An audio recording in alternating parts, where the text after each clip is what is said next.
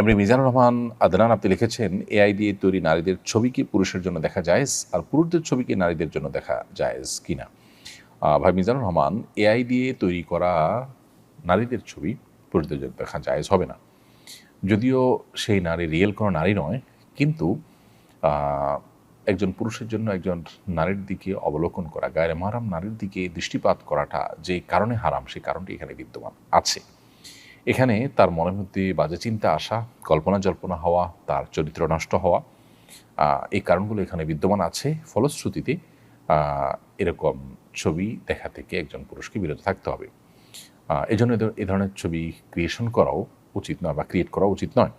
আবার এর বাইরে কোনো পুরুষের ছবি যদি তৈরি করা হয়, তাহলে নারীদের জন্য পুরুষদের দিকে দেখাটা সর্বাবস্থায় সাধারণভাবে হারাম বা নিষিদ্ধ নয়।